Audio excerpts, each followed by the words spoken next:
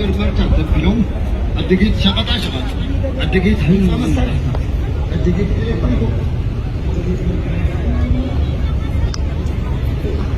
ይህ መግቢያችን ላይ የተመለከታችሁት ቪዲዮ በትግራይ ክልል ገንዘብ ለማውጣት በባንክ ቤት ያለውን ግርግር የሚያሳይ ነው።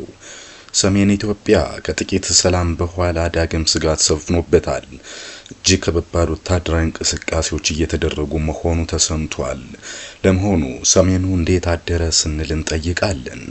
በሰሜን ኢትዮጵያ አሁን ያለው ሁኔታ ምንድነው የሚለውን እንነግራችኋለን። ህወሓት እያደረገ ያለው ወታደራዊ እንቅስቃሴና አሁን የት ይገኛል የሚለውን መረጃዎችን እንነግራችኋለን። ከዛ ውጪ ከዚህ ጦርነት ጀርባ ሻዕቢያና ግብጽ አሉበት የሚባለው ጉዳይ እስከምን ድረስ እውነት ነው ስንል እንጠይቃለን። በሰሜን ኢትዮጵያ ያለው ጦርነት ግራ አጋቢ መሆኑ ይታወቃል። ከዚህ ቀደም ፋኖ መከላከያና ሻዕቢያ በመሆን ህወሓት ላይ ዘመቻ ከፍተው እንደነበረ ይታወቃል። አሁን ላይ ደግሞ በተገላቢጦሽ ፋኖ ኤርትራና ህወሓት ደግሞ በጋራ ናቸው የሚሉ ድምጾች እየተሰሙ ነው። ከዚህ ጋር እስካሁን ድረስ በይፋ ከፋኖም የመግለጫ ባይሰጥ ፋኖ ምን አይነት አቋሞችን ይዟል በሚለው ራሱ የተሰሙ ጉዳዮች አሉ። በዝርዝር እናነሳዋለን። አንድ ከፍተኛ የአብን ባለስልጣን ደግሞ ፋኖዎችን ኬላ ጠባቂዎች ናቸው፣ ህወሓትና ሻዕቢያን 4 ኪሎ ለማድረስ ነው የሚሰሩት፣ እንደ ኑግ አብረው ይወቀጣሉ የሚል ሀሳብ መናገራቸውን ተከትሎ በማህበራዊ ሚዲያ ጉዳዩ እጅግ መነጋገሪያ ሆኗል። ሰላም እንደምን አላችሁ? አዲስ መረጃዎች ነን። ለመሆኑ ሰሜኑ እንዴት አደረ? ህዝቡ ምን እያለ ነው? ዓለም አቀፍ መገናኛ ብዙሃን ጉዳዩን እንዴት ዘገቡት? ህወሓት ለዩኤን የጻፈው ደብዳቤ ምን ይመስላል? የሚሉትን ጨምሮ እጅግ በርከትና ዝርዝር ያሉ ጉዳዮችን ሰማላችሁ። ከዛ በፊት እናንተ ውድ አድማጭ ተመልካቾቻችንን አንድ ጥያቄ እናነሳለን። አብዛኞቹ ህወሓት በጉልበት አደብ መግዛት አለበት ካለፈው ስህተቱ የማይማር ድርጅት በመሆኑ ለአንድና ለመጨረሻ በጉል ጊዜ ልኩን ሊይዝ ይገባል፣ ጦርነቱ አስፈላጊ ነው የሚሉ አሉ። እጅግ በርካታ ሰዎች ደግሞ እኛ ጦርነትን ብዙ ጊዜ አይተነዋል፣ አሳልፈነዋል፣ ያየነው ቅርብ ዓመታት ስለሆነ ስቶፕ ዋር ጦርነት ይቁም እያሉ ነው። እናንተ ምን ትላላችሁ? ሀሳባችሁን አጋሩን። እኔ ወደ ጉዳዩ አለፍኩኝ። የታሪካዊ ጠላቶቻችን ተላላኪ ባንዳዎች በኢትዮጵያና በህዝቦቿ ላይ የሚመኙት የእልቂት ድግስ መቼውም ቢሆን እውን አይሆንም። ከፕሪቶሪያ በኋላ እንግዲህ ሰሜን ኢትዮጵያ እጅግ ውዝግብ ውስጥና ዳግም የጦርነት አፋፍ ላይ ደርሶ ግጭቶች ተፈጥረዋል። ለግጭቶቹ መነሻ ህወሓት በተደጋጋሚ ሲጠይቃቸው የነበሩ ጥያቄዎች እንደሆኑ ይነገራል። ህወሓት ተፈናቃዮች ወደ ቀያቸው ሊመለሱ አልቻለም የሚል ጥያቄ አለው። ብልጽግናና ደግሞ መከላከያ የሚለው የፕሪቶሪያ ስምምነት ወልቃይት ወይም ጠለምት ራያ የማን ይሁን የሚለውን አይደለም። ፕሪቶሪያ ላይ የተነጋገርነው ሰላም ለማውረድ ነው። እናም ተፈናቃዮችን በአማራ ክልል ስር በሚገኙ በወልቃይትና ወደ ሌሎች አካባቢዎች መመለስ ትችላላችሁ ቢባሉም የህወሓት ሰዎች ግን ለዚህ ፈቃደኛ አልሆኑም። ስደተኞችን ሰብስበው በመያዝ ለረሃብ አጋልጧቸዋል ተብሎ የተለያዩ መረጃዎች ይወጣሉ። ከዚህ በፊትም እንግዲህ ከዚህ ጋር በተገናኘ የፎቶ ማስረጃዎች በስፋት ተሰራጭተው እንደነበረ የምናስታውሰው ጉዳይ ነው። እናም ተፈናቃዮችን አንመልስም፣ ግዛታችን ይመለስ የሚል ነበር። አሁን በይፋ ግጭት ውስጥ ገብተዋል። ይህ ግጭት ለምንድን ነው መነሻው የሚለውን ካየነው ብዙዎች አንድ ግራ የሚጋቡበት ጉዳይ አለ። ህወሓት የጀመረው ጦርነት ወልቃይትን በጉልበት ለመውሰድ ነው ወይስ ከፌዴራሉ መንግስት ጋር ዳግም ወደ አዲስ አበባ ድረስ ለመጓዝ ስልጣን ለመያዝ ፈልጓል የሚለው በግልጽ የሚታወቅ ነገር የለም። ይህን ደግሞ በግልጽ ለመናገር የሚያስቸግሩ ምክንያቶች ምን መሰሏቸው? ሁለት ጉዳዮች አሉ። ህወሓት ከፋኖች ጋር ትጥቅ ያቀርባል። ለፋኖ በጥምረት ነው ይህንን ውጊያ እያደረጉ ያሉት። ከዚህ በፊት ወልዲያ የሻዕቢያ ኃይሎች ጭምር በይፋ ተሳትፈዋል ብሏል መንግስት። እንደዛ ከሆነ ደግሞ ህወሓት ወልቃይትን በጉልበት የሚወስድ ከሆነ ከፋኖ ጋር ግጭት ይፈጠራል ማለት ነው። ስለዚህ ጥምረት የተባለው ነገር ሐሰት ነው ወደሚል ድምዳሜ የሚያደርስ ነው የሚሆነው። ከዛ ውጭ ግን ደግሞ ከሰሞኑ በቆቦና በራያ ውጊያዎች ተደርገዋል። ሌሊቱም የተወጡ መረጃዎች እንግዲህ ህወሓት ታጣቂዎች ከተቆጣጠሯቸው ስፍራዎች ህዝቦቹ ለቀው እየወጡ መሆናቸውን ዛሁን ተሰምቷል። የኢትዮጵያ መከላከያ ሰራዊትና የፌዴራል ኃይሎች ካላማጣና ኮረምን መውጣታቸው እየተዘገበ ባለበት በዚህ ወቅት ነዋሪዎች ለደህንነት በመስጋት አካባቢውን ለቀው እየወጡ ነው። ግጭት ይቀሳቀሳል በሚልና ታጣቂዎች የሚወስዱት እርምጃ ስጋት ፈጥሮብናል ያሉ ነዋሪዎች ወደ አጎራባች አካባቢዎች በመጓዝ ላይ መሆናቸውን የተሰማው የአላማጣ ነዋሪ እንዲሁም የቀድሞ አካባቢ ባለስልጣንና በትግራይ በጊዜው አስተዳደር ስር ያላማጣ ከንቲባ የነበሩት አቶ ዝናቡ ደስታ በከተማው ውጥረት መኖርና ነዋሪዎች እየሸሹ እንደሚገኙ ለቢቢሲ ተናግረዋል። አሁን ህዝቡ ቆቦ ነው፣ አልጋ የሚባል የለም፣ በጣም ውድ የሆኑ አልጋዎች ብቻ ናቸው ያቀረቡት ያሉ ደግሞ አንድ ከቆቦ ወደ ቆቦ ያቀኑ የህወሓት ፊደል ቁጥጥር ስር ገብተዋል በተባሉ አካባቢዎች የሚገኙ ነዋሪዎች ናቸው። ቤተሰብ ያለው ቤተሰብ ሁሉንም ነገር ዞ ከአካባቢው ወጥቷል ብለዋል። አብዛኛው ወጣት ደግሞ እየወጣ ያለው ታፍኖ ወደ ጦር ሜዳ እንዳያሳልፉት ለማምለጥ ነው፣ ሁሉም መሸሽ ነው የሚፈልገው ሲሉ ተደምጠዋል። የነገር እየገፋ ከመጣ ደግሞ አዲስ አበባ ላይ ነዋሪው ላይ አጠቃላይ ኑሮው ላይ የሚፈጥረው ተጽዕኖ እንዳለ ሆኖ ግን ጉዳዩን አሳሳቢ እያደረገው ነው።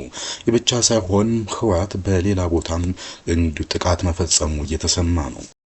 ሌሊቱን እንግዲህ ህወሓት በአፋር በኩልም ጥቃት መክፈቱ እየተሰማ ነው። ህወሓት በራያም ሆነ ወደ አፋር መጋሌ ቶንሳ ቀበሌ የከባድ መሳሪያ ድብደባ መጀመሩን የተለያዩ ምንጮች እየገለጹ ናቸው። እንደ አካባቢ ነዋሪ እንግዲህ ትናንት ምሽት አንስቶ ወደ ቀበሌ የከባድ መሳሪያ ድብደባ መፈጸሙ ተሰምቷል። በሌላ በኩል ደግሞ በምስራቅ ጠለምት ወረዳ ደገብራይ ቀበሌ ውጊያ ነበረ ትናንትና። በትናንትናው ሰዓት የህወሓት ጦር እንግዲህ ላምባ ቀበሌ ልዩ ስም ስራር ምጫራ ቀበሌ ልዩ ስም 30 ጉላና ስልባታ ጨርቆስ ቤተክርስቲያን ደብረ ግራይ ቀበሌ ልዩ ስሙ ዋዘቦ መሰላሰል ሚካኤል ተቆጣጥሮ እንደሚገኝ የተለያዩ መረጃዎች ያሳያሉ። በተጨማሪም እንግዲህ በዋልድባ በኩል በእንሲያና ቡያ ወንዝ አካባቢ ጻዳ ቀኔና መስክር የተባሉ ቀበሌዎችን ለመቆጣጠር እንቅስቃሴዎች ማድረጋቸው ተሰምቷል። በወልቃይት በኩል ያለውም እንግዲህ የህወሓት በዚህ እንቅስቃሴ ማድረጉን ተከትሎ የዱርን ቅኝት እንደነበረ የአንድ አፍታ ሚዲያ ዘገባ ያሳያል። ወልቃይትን በተመለከተ የደረሱ መረጃዎች ወታደራዊ ግለቱ መጨመሩን የሚያረጋግጡ ናቸው። ህወሓት በጠለምት የለኮሰው ትንኮሳ አሁን ማጠናክሮ መቀጠሉ ተገልጿል። እንግዲህ በትናንትና ከምሳ ሰዓት አካባቢ በተከዜ ወንዝ አቅራቢያ የድሮን ቅኝት ተደርጓል። ምንጩ ከቀናት በፊት የድሮን ጥቃት መፈጸሙን አስታውሰው ከትናንት ጀምሮ ከተከዜ ወንዝ አንስቶ እስከ ሽሬ የድሮን ቅኝት እንደነበር ተገልጿል። ሌላ አንድ አፍታ ሚዲያ ያነጋገራቸው የአይን ምስክር የመከላከያ ሰራዊቱ ለቆ በወጣበት ራያ አላማጣና ኮረም ትናንትና ዛሬ የድሮን ቅኝት መደረጉን ተናግረዋል። ዝግጅት ክፍሉ በጠለምትና በወልቃይት ያለውን አሁናዊ ሁኔታ ለማጣራት ጥረትም እያደረገ ይገኛል። ይህ ባለበት ሰዓት ነው እንግዲህ ህወሓት ቲፒኤፍ ላይ ጥቃት ፈጽሟል የተባለው። ቲፒኤፍ ማለት እንግዲህ የአርሚ 44 የተባለው የህወሓት ክፍለ ጦር ነው። ቲፒኤፍ በነጌታቸው ረዳ አሰማርቶብኛል ሲል የሚከሰው የትግራይ ፒስ ፎርስ ቲፒኤፍ ይባላል። የታጣቂ ቡድን ላይ በድሽቃና ሞርታር የታገዘ ጥቃት መፈጸሙን ተሰምቷል። እንግዲህ አፋር የሚገኝና ህወሓትን ለማስወገድ ስምረት አደራጅቶታል በሚል ክሶች ነበሩ። ከወራት በፊትም ወደዚህ አካባቢ ዘመቻዎች ተደርገው እንደነበር የምናስታውሰው ጉዳይ ነው። ሰሞኑ እንግዲህ ከፍተኛ የሆነ የጦር እንቅስቃሴ በትግራይና አማራ ክልል አዋሳኝ አካባቢዎች ላይ እየታየ ነው። ሌሊቱም እንግዲህ የተለያዩ ሀሳቦችና አስተያየቶች እየተነሱ ባሉበት እንቅስቃሴ በከፍተኛ ሁኔታ እየጨመሩ ይገኛሉ ተብሏል። ከዚህ ጋር በተያያዘ ፋኖ መሀል ላይ ይገኛል። የፋኖ አቋም ምን ሊሆን ይችላል? ፋኖና አጣብቂኝ ውስጥ የሚከቱ ጉዳዮች ምንድናቸው የሚለውን ደግሞ ልንገራችሁ። በአማራ ክልል ያለ ትጥቅ እንቅስቃሴ ጀምረው የፕሪቶሪያ ስምምነትን ተከትሎ ነው። የፋኖ ኃይሎች ኤርትራ እንግዲህ የህወሓት ኃይሎች ሙሉ በሙሉ እንዲጠፉ መጀመሪያ ላይ ፍላጎት ነበራቸው። በዚህም ምክንያት የህወሓትና የፌዴራሉ መንግስት ፕሪቶሪያ ላይ ድርድር ማድረጋቸውን ተከትሎ የፋኖ ኃይሎች ቅሬታ አድሮባቸዋል። ይህን ተከትሎ ህወሓት ትጥቅ ባልፈታበት ሁኔታ የፌዴራሉ መንግስት የአማራ ልዩ ኃይልን ለመበተን መነሳቱ አማራዎችን ለጥቃት ያጋልጣል የሚል አቋም ነበራቸው። በዚህ አቋማቸው ምክንያት ፋኖች ከፍተኛ ግጭት ውስጥ ገብተው ይህ ግጭት ወደ 3ኛ ዓመቱ እያመራ ይገኛል። ከብዙ ጊዜያት በኋላ ግን የፌዴራል መንግስት አንዳንድ ዘገባዎችን መስራት ጀምሯል። ለዚህ ፋኖ ከህወሓት የትጥቅ ድጋፍ ያገኛል፣ በኤርትራም ስልጠና ያገኛል የሚለው አንዱ ክስ ነበረ። ይህን ተከትሎ እንግዲህ ጽምዶ የሚባል ጥምረት ተሰምቷል የሚለው አንዱ ጉዳይ ነበር። ጽምዶ ማለት እንግዲህ ጥምረት ማለት ነው። ይህም የፋኖ የሻዕቢያና የህወሓት ጥምረት ነው። ይሄ ደግሞ የፌዴራል መንግስት ከስልጣን ለማስወገድ የተደረገ ጥምረት ነው የሚል በከፍተኛ ሁኔታ መረጃ ሲሰራጭ እንደነበረ የሚታወቅ ጉዳይ ነው። ከሰሞኑ እንግዲህ መግቢያ ላይ እንዳነሳሁት ለፋኖ አንድ ግራ አጋቢ የሆነው ነገር ህወሓት ባላማጣ ራያና ወልቃይት ጦርነት የሚያደርግ ከሆነ ህወሓት የራሱን ሀገር ለመመስረት የሚያስችላቸውን ለመሬቶች የመያዝ እንጂ ወደ ፌዴራል መንግስት ጋር የመጋጨት ፍላጎት የሚለውን እውነት ያደርጋል። ይህ ከሆነ ደግሞ ፋኖ የአካባቢው ሲወሰድ በዝምታ ይመለከታሉ የሚለው ጉዳይ አንዱ ነው። ያ ከሆነ ማለት ደግሞ እንደገና ህወሓትና ፋኖ ዳግም ግጭት ውስጥ ሊገቡ ይችላሉ ተብሎ ይሰጋል። ፋኖ ወደ አንድ መዋቅር መምጣቱ ደግሞ ሌላው ጉዳይ ነው። ይሁንና ወልቃይት ዘብ የሚባሉ በነ ኮሎኔል ደመቀ ዘውዱ የሚሰለጥነው ኃይል ደግሞ በአሁኑ ጊዜ ከመከላከያ ጋር በጥምረት ያለና በብልጽግና ስርም የሚተዳደር ኃይል እንደሆነ ይታወቃል። እነዚህና የፋኖ ኃይሎች በአሁኑ ጊዜ በመከባበር ሁኔታ ላይ ነው ያሉት። ስለዚህ ህወሓት ደግሞ ወልቃይትን የሚወስድ ከሆነ የወልቃይት ዘብ ብሎ አብዛኛው በጎንደር የሚገኙ ኃይሎችና ሰዎች ከፌዴራል መንግስቱ ጋር ዳግም ወይ ደግሞ ግጭት ውስጥ ይገባሉ የሚል ፍርሃትም አለ። ከዛ በዘለለም ህወሓት እንግዲህ ወልቃይትን የሚይዝ ከሆነ ከኤርትራና ወደ ሱዳን መሳሪያ ማስገባትና ማስወጣት የሚያስችል ምቹ ሁኔታ ይፈጥራል። ይህ ደግሞ ከግብጽ ጋር ተዳምሮ ለፌዴራል መንግስቱ ቀርቶ ለኢትዮጵያ ሉዓላዊነትና በህልውና እንደ ሀገር በመቀጠል አስጊ ሁኔታ ላይ ነው እየተባለ ነው። ይህን በተመለከተ ፋኖ ያለው አንድ ነገር ብቻ ነው። ይህም እንግዲህ የፌዴራል መንግስት ለሁሉም አደገኛ በመሆኑ ምክንያት ሀገር ውስጥ ካሉ ታጣቂዎች ኃይሎች አይደለም በምስራቅ አፍሪካ ቀጠና ያሉ ኃይሎች ተባብረው ብልጽግናን ከስልጣን ማስወገድ አለባቸው የሚል መግለጫ ከሰሞኑ መስጠቱን ይታወቃል። ስለዚህ ፋኖ ወዴት አቅጣጫ ሊይዝ እንደሚችል የሚነግረን አንድ ጉዳይ አለ እየተባለ ነው። ይህን የፋኖ አቋም ተከትሎ እና ትናንትና እንግዲህ ፋኖ የመከላከያ ከህወሓት ጋር እንዳይዋጋ መንገድ ዘግቷል የሚል መረጃ ከተሰራጨ በኋላ በአሁኑ ጊዜ በመንግስት ሹመት የሚገኙና አንድ የአብን ከፍተኛ አባል ጋሻው መርሻ ያሰራጩት ሀሳብ ግን በርካቶችን ያነጋገረ ሆኗል። ጋሻው በሰሜኑ ጦርነት እንግዲህ የክላሻችን በመያዝ ወልዲያ ድረስና እንዲሁም ደግሞ ኮምቦልቻ እንደነበረው ይታወቃል። ምንም እንኳን በኋላ ህወሓት እዛ ሲደርስ ቀድሞ አዲስ አበባ የደረሱ ሰው ቢሆንም ጋሻው ህወሓትን ዳግም የወንጀለኛ ቡድን ሲል ጠርቶታል። ይህ የወንጀለኛ ቡድን በሰሜን ጎንደር ጠለምት አካባቢ ተደጋጋሚ ትንኮሳ አካሂዷል ብሏል። ጊዜው የሀገር ኩራት የሆነው መከላከያ ሰራዊት ከአማራ ክልል ጥምር ጦር ጋር በመሰባጠር ተገቢውን ምት አቅምሰው መልሰውታል ይላል። ዛሬም ነገም ተመሳሳይ ይሆናል። ገላጋይ ያጣ የተላላኪ ቡድን በግብጽ በጀርባው አዝሎ ሻቢያን ከናሮጌ ታንኩ አስከትሎ ለመዝመት ጓዙን አዘጋጅቷል ሲል ተደምጧል። ሻቢያ ሮጌ ታንክና ሮጌ ሚግ 21 የትም እንደማያደርስ ቢታወቅም የብዙ ወገኖችን ህይወት መቅጠፉ ግን የማይቀር ይሆናል፣ በእጅጉ አሳዛኝ ነው ሲል ተደምጧል። ሻቢያና ወያኔ ላይ መንግስት ተገቢውን ሁሉ ትዕግስት አሳይቷል። ከዚህ በኋላ ግን ማጣፊያ ያጥራቸዋል ሲል ተናግሯል። እስከ አፍንጫው ድረስ ዘመናዊ ጦር መሳሪያ የታጠቀን የኢትዮጵያ መከላከያ ብሏል። ያኔ እናንተ ነው ያድርገኝ፣ በዚህ አጋጣሚ ከዚህ በፊት የተሰሩ ስህተቶች ሁሉ ይታረማሉ ሲልም ተናግሯል። ይሁንና ከዚህ በፊት የተሰራው ስህተት ምንድነው? ማን ነው የሚያርመው? ስህተቱን የሰራው ማን ነው የሚለውን ጋሻው መርሻ አልተናገረም። ጋሻው መርሻ ፋኖን ደግሞ የኛዎቹ የኬላ ዘቦች ሻቢያና ወያኔ ጋር አብረን ተሰልፈናል ብለዋል። ውጤቱን አብረን ያለን ከኑግ ጋር ተገናኝታችኋልና እንደ ሰሊጥ ትወቀጣላችሁ ሲል መናገሩ ይሄ የግጭትና የሞት ቀስቀሳ ዳግም አለመማራችንን የሚያሳይ ነው የሚሉ ሀሳቦች በስፋት እየተነሱ ነው የሚገኙት። ጋሻው መርሻ ብቻ ሳይሆን ዓለም አቀፍ ተቋማትም ስለ ሰሜኑ ግጭት በስፋት እየዘገቡ ነው።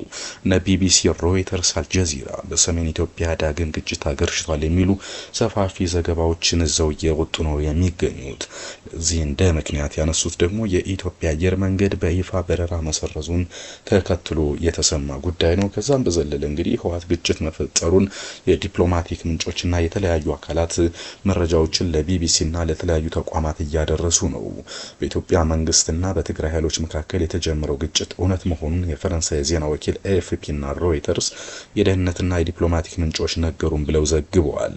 ግጭቶች የተቀሰቀሱት ጸለምት በሚባል የአማራና የትግራይ ክልሎች ይገባኛል በሚወዛገቡበትና በአማራ ክልል ቁጥጥር ስር በሚገኙ አካባቢ መሆኑን ዜና ወኪሉ ዘግቧል። አንድ የደህንነት ምንጭ ሁኔታው እየተባባሰ እየሄደ ነው ሲሉ ነግረውኛል ብሏል። ምንጩ ባለፉት ቀናት ግጭቶች እንደነበሩ የተረጋገጠ ነው፣ ነገር ግን ሐሙስ ስላለው ሁኔታ የምናውቀው ነገር የለም ብለዋል። ይሁንና ሌሊቱን ግን የግጭት መቀጠሉን የሚያሳዩ መረጃዎች አሉ። የጠቅላይ ሚኒስትር አብይ አህመድ የምስራቅ አፍሪካ ጉዳዮች አማካሪ አቶ ጌታቸው ረዳ በማህበራዊ ሚዲያ ህወሓት ውስጥ የሚገኙ የስልጣን ጥም ያለባቸው ግለሰቦች ትግራይን ወደ ሌላ ዞር ጦርነት ሊያስገቡት እንቅስቃሴ እያደረጉ ይገኛሉ በማለት ጽፈዋል። ይህንን ተከትሎ እንግዲህ በርካቶች ከዚህ በፊት በሎም ወይም ደግሞ በሎ በማለት ይታወቁት የነበሩ እነ ዳንኤል ብርሃንና እንዲሁም ደግሞ ናሉላ ሰለሞን ጨምሮ በርካቶች የጦርነት ይበቃል፣ ደግሞ ወደ ጦርነት መግባት አስፈላጊ አይደለም በሚል በርካቶች ሀሳብ አስተያየታቸውን እየሰጡ ነው። ይሁንና በማህበራዊ ሚዲያ ሁሉ እየተነገረ ቢሆንም በፌዴራሉ መንግስት ግን እስካሁን የተሰጠ ይፋዊ መግለጫ የለም። ህወሓት ግን ከተባበሩት መንግስታት ድርጅት የግጭት መቆም አለበት፣ የፌዴራሉ መንግስት ከበባና ትንኮሳ እያደረገ ነው ሲል እንደተለመደው እንግዲህ ቀድሞ ጩኸቱን ወደ ዓለም አደባባይ አድርሶታል። ይህን ተከትሎ የተለያዩ መገናኛ ብዙሃንና ታዋቂ ግለሰቦች ሀሳብ አስተያየታቸውን እየሰጡ ነው። ክቡራትና ክቡራን የአዲስ መረጃ ቤተሰቦች በቀጣይ የሚሰሙ አዳዲስ መረጃዎች ካሉ ይዘን እንመለሳለን። አሁን ግን አበቃው። መልካም ጊዜ